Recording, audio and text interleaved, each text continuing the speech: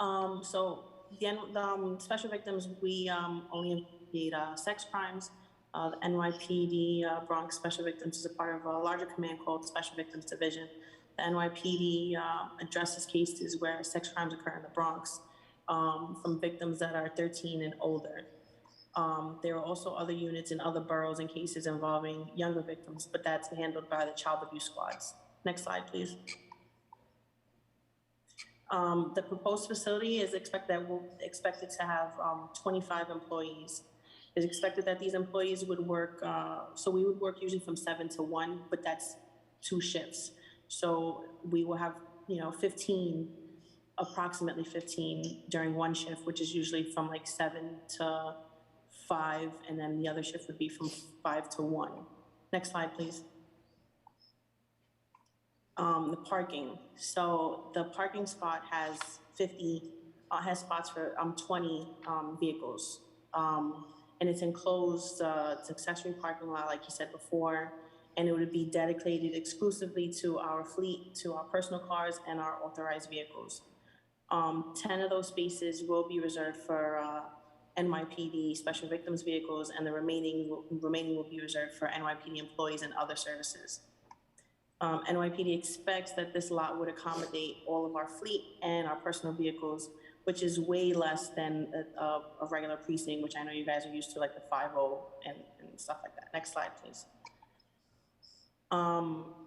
Our CO, commanding officer, he has vowed, as well as us, to be a good neighbor, and the document that he provided below just shows that we will not park on 230th Street.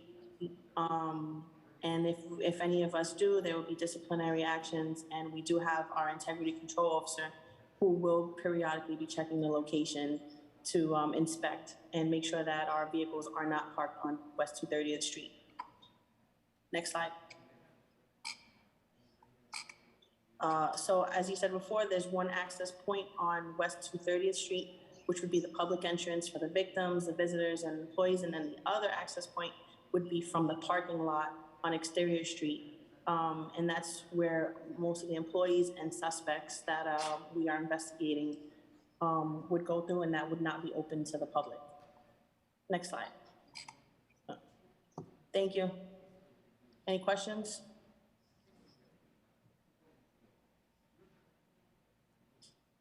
Thank you for your testimony. Are there any questions? Well, I have a quick question before I open it up to the members. I wanted to ask any of the panelists, how can you ensure that officers won't abuse parking privileges? I appreciate what you're sharing in your testimony, but we know sometimes we have bad actors. We want to be honest. So I wanted to know, how can you ensure that they won't abuse parking privileges, and what are the disciplinary actions that your agency would take? So the good thing is that a lot of our guys live upstate. So the good thing is that there's the train station right there. The Sputin Duville, I think you pronounce it, train station. So a lot of guys will be taking the train. There are also, like I said, there's usually like 15 max of us during one tour.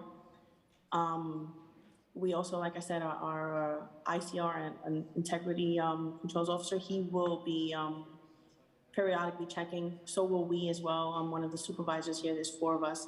So we will be checking also to make sure that no one parks in these spots. And command disciplines will be given out if anyone does park on that spot, and the cars will be immediately moved.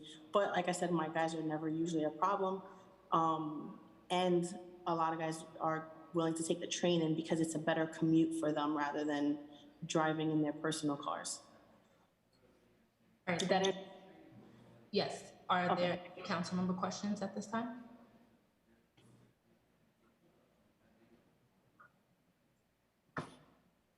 Chair, if I may? Yes. Thank you. You can proceed, Councilmember Sanchez. Thank you, Chair. So 2 questions.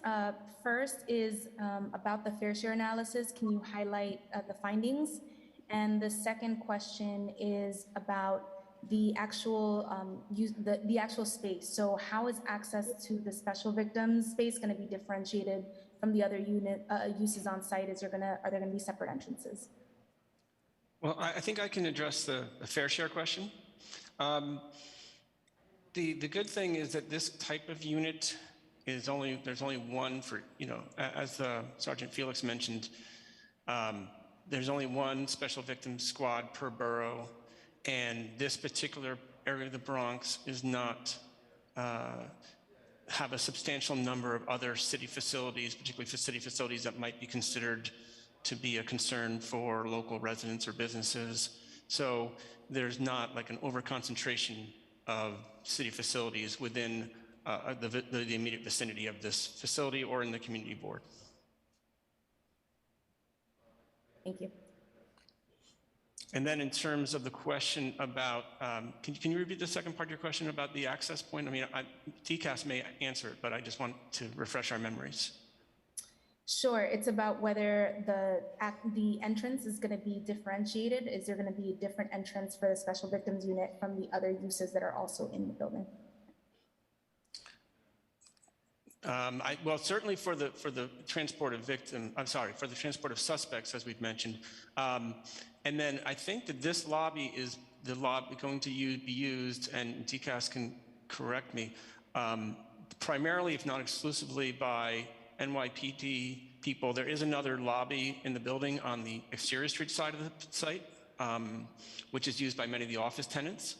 But DCAS, if you want to add or correct anything I've just said, please do. It will be a dedicated lobby. Great, thank you. Thank you, Councilmember.